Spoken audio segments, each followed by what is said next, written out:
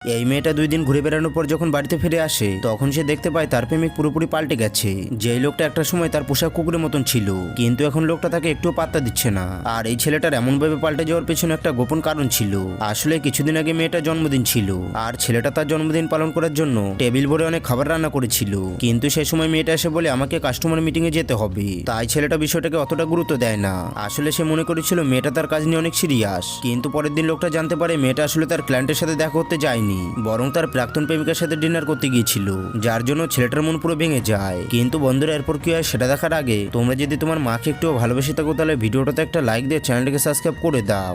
এরপর মেয়েটা তাকে কল করে বলে তুমি আমাদের পোস্টে লাইক কেন করেছো, আর তুমি এর মাধ্যমে কিসের ইঙ্গিত দিচ্ছ? আমি তো শুধু এক্সের সাথে ডিনার করতে গিয়েছিলাম, তাই এখানে সিরিয়াস হওয়ার কিছু নেই। কিন্তু ঠিক তখনই পেছন থেকে তার প্রাক্তন প্রেমিকা এসে বলে এবার তাড়াতাড়ি কেক কেটে ফেলো।